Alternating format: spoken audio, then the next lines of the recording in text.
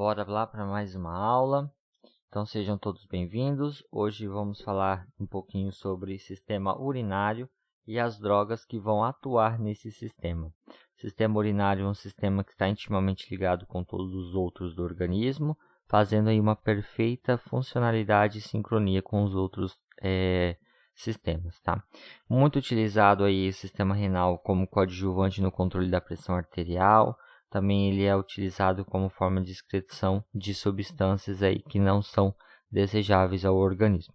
Por isso que é sempre importante estudar as drogas que atuam nesse sistema, porque por muitas vezes elas vão estar atuando aí também no controle da pressão arterial, no controle de outras situações também, como um edema agudo de pulmão.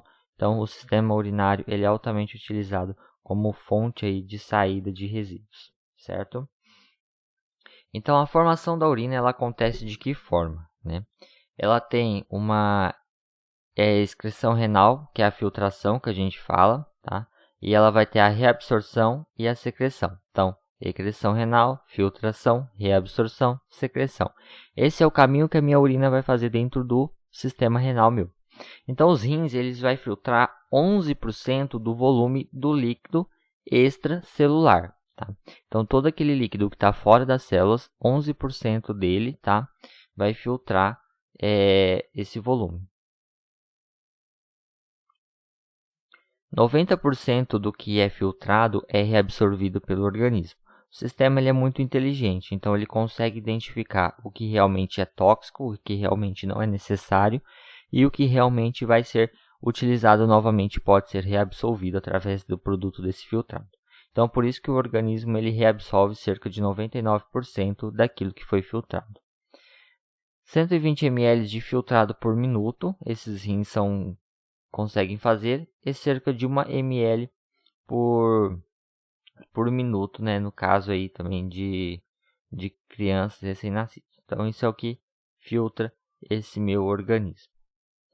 1,5 litros ele é eliminado como urina por dia. Então, um indivíduo normal, adulto, ele deve eliminar no mínimo 1,5 litros de urina por dia. O restante é eliminado através do suor, através da respiração, por outros meios também. Nosso organismo ele não absorve toda a água que ingerimos. A unidade funcional dos rins, funcional dos rins são os néfrons. Então, são os néfrons que fazem aí todo o serviço do meu sistema renal. São as partes mais funcionais dessa estrutura. O resto funciona como apoio.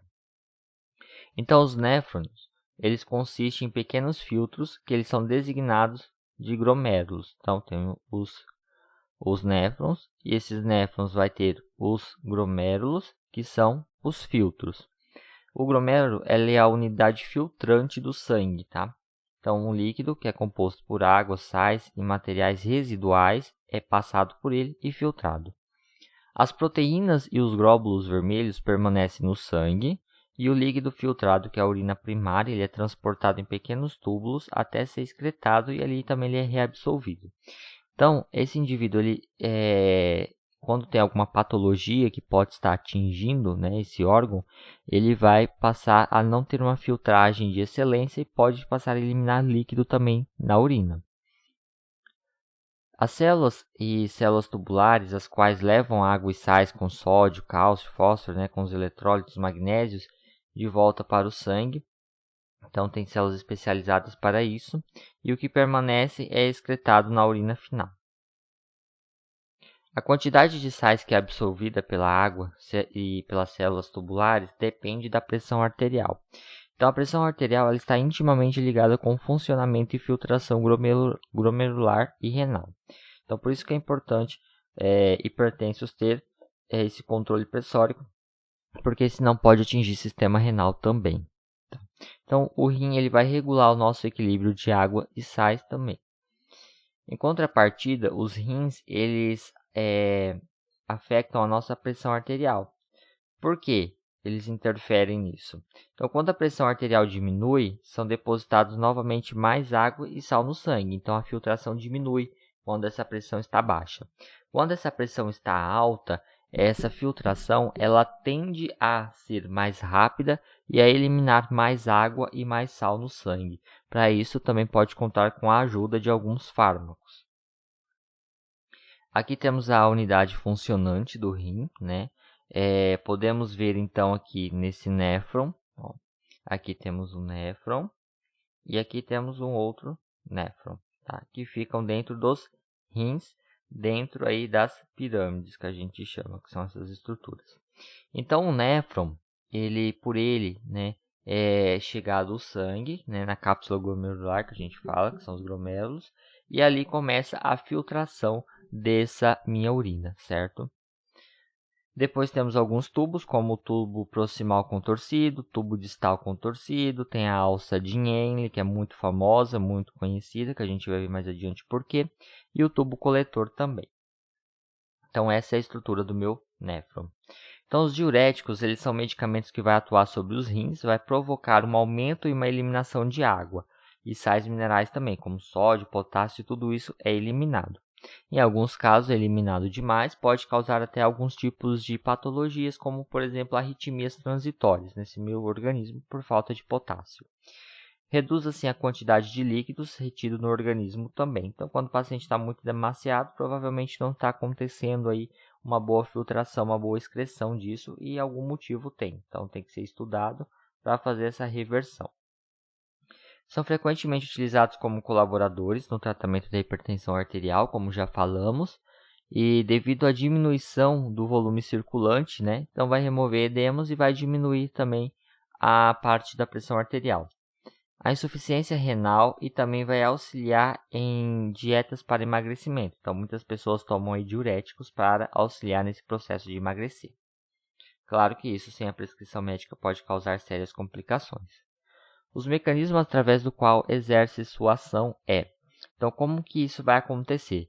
Vai ter o aumento da filtração glomerular e vai ter a diminuição da reabsorção tubular. Dessa forma, vai ter um aumento na excreção de água e sais. Os diuréticos, eles são classificados de 4 formas. Temos os diuréticos de alça, altamente utilizados e potentes. Temos os diuréticos triazídicos, que chamamos também. Esse tipo de diurético, eles ainda são também bem utilizados. Outros diuréticos também são os poupadores de potássio, para aqueles indivíduos que precisam eliminar líquido, mas têm que reter potássio, provavelmente por algum tipo de arritmia, algo do tipo semelhante, ou pela falta de potássio mesmo. E tem os diuréticos osmóticos também, que ele vai agir através da osmolaridade, que a gente chama. Então vamos falar um pouquinho dos diuréticos de alça. Os diuréticos de alça, realmente, eles vão agir geralmente na alça de Henle, que a gente chama, tá? Então esses medicamentos que agem lá, eles são muito potentes, então eles têm um poder diurético maior do que os outros, tá?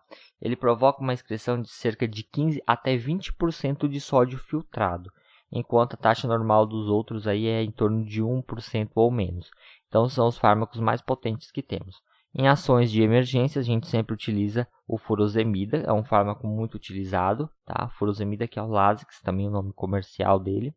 E tem também o bumetamida, tá? Que é o Burinax. É um pouco menos utilizado, provavelmente pelo seu custo, tá? Então, furosemida, Lasix, ele é o padrão aí na maioria das entidades hospitalares e serviços de saúde.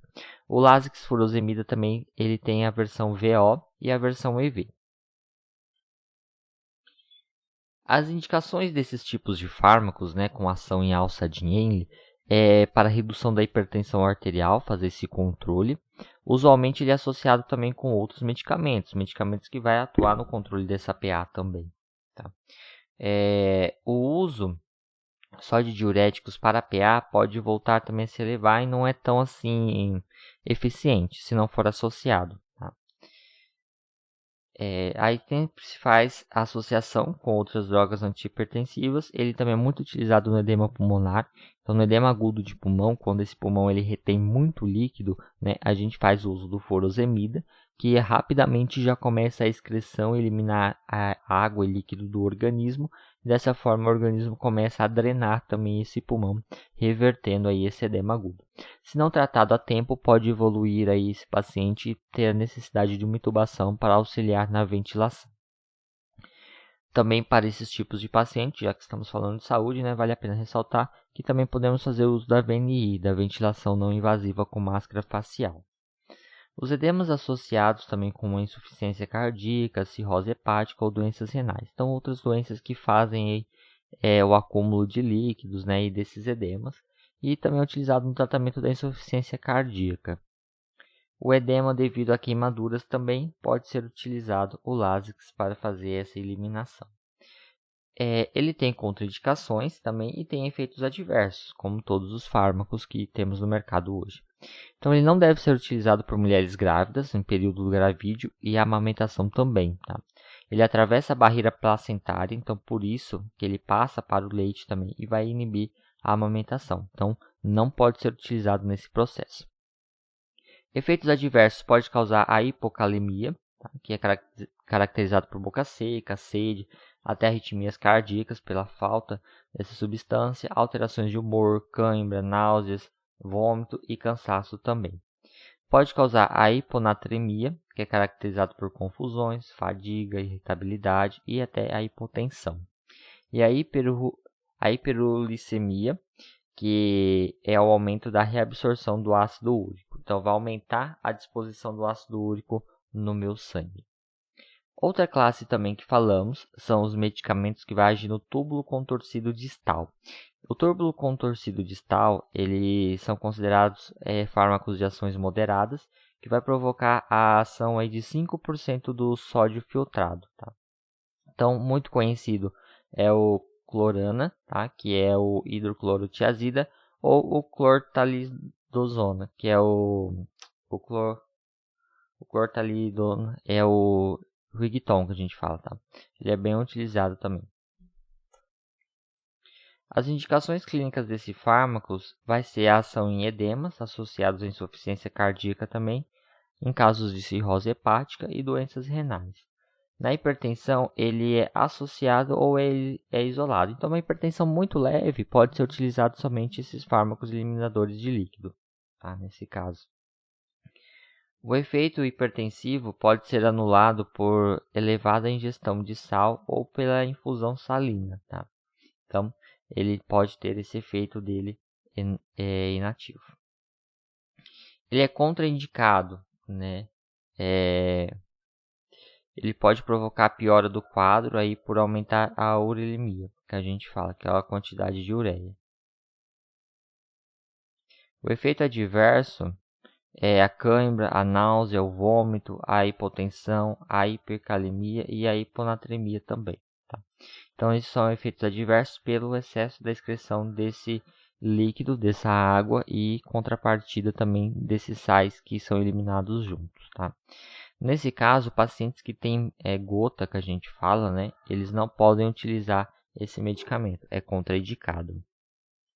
Em alguns casos, faz necessário também a terapia de reposição de potássio, que a gente fala, né, que é o Slow-K.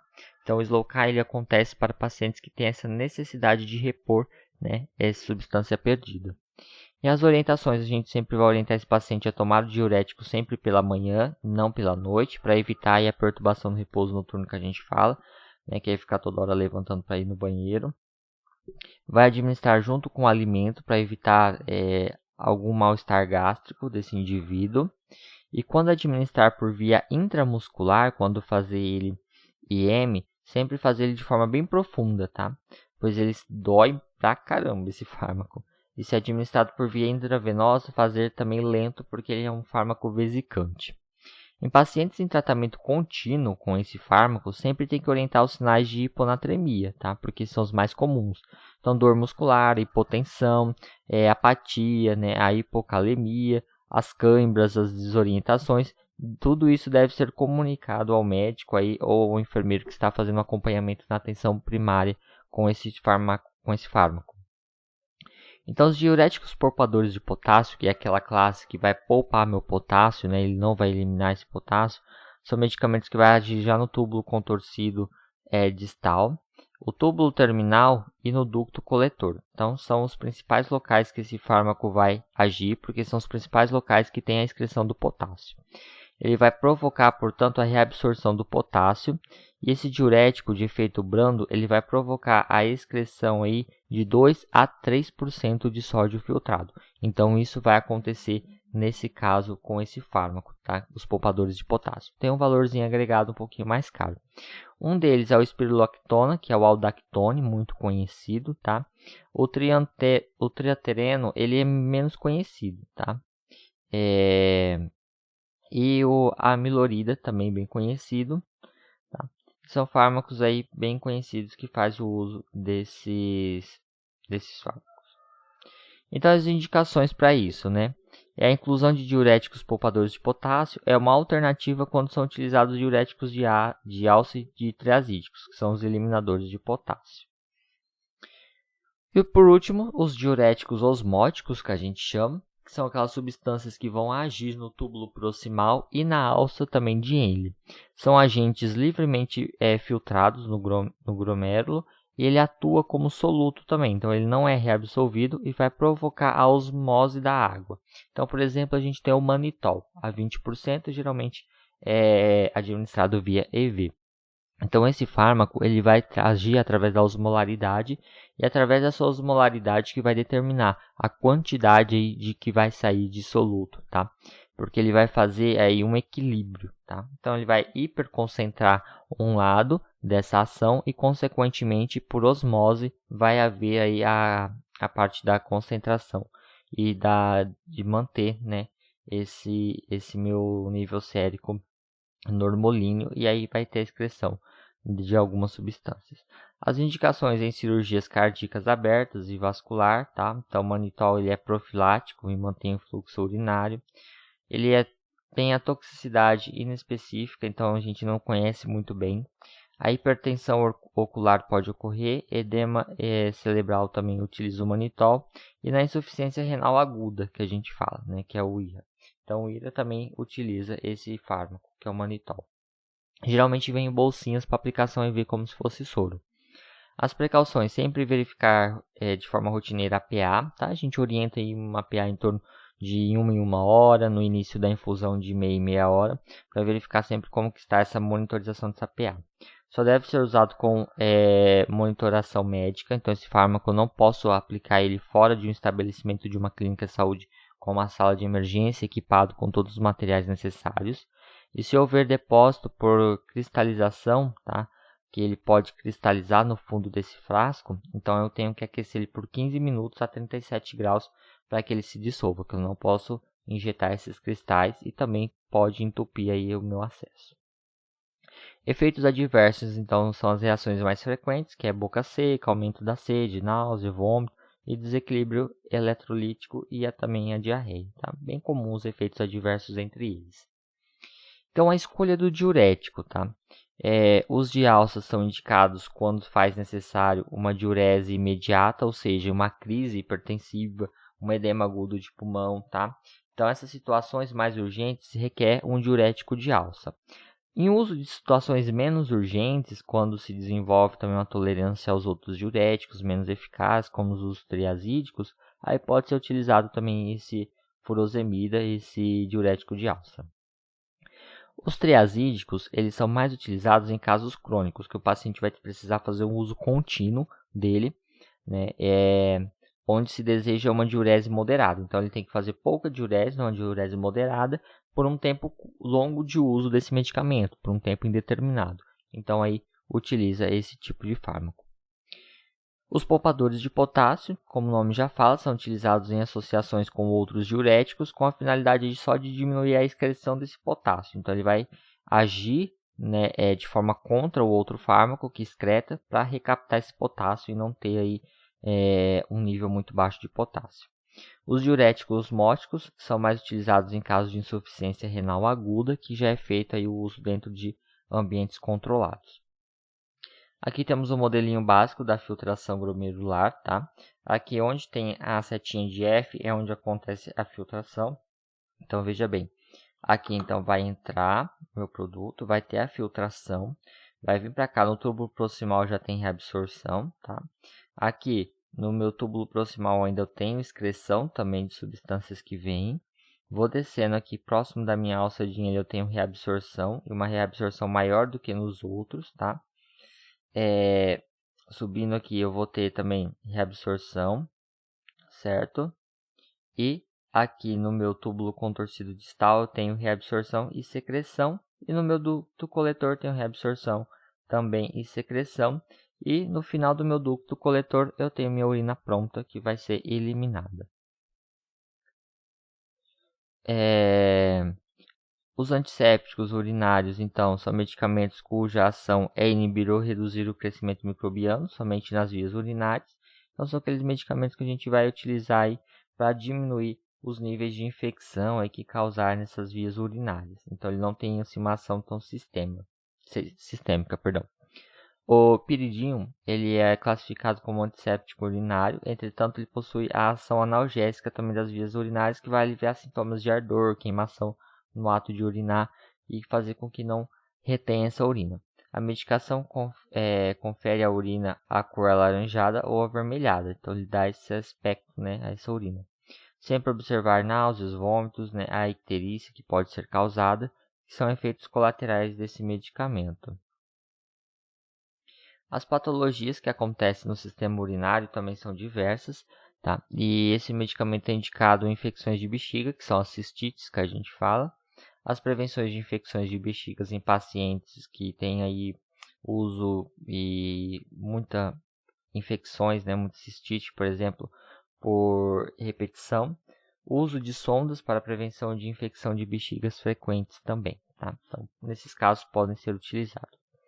O Cepurin é um medicamento com ação antisséptica também e antibacteriana em infecções de vias urinárias. O seu início da ação varia de 24 a 48 horas, então ele tem uma ação demorada de início, né? E o efeito dura em torno de 12 horas após a última tomada da última medicação feita, tá? Então, esses são os medicamentos que atuam aí em nível de sistema urinário.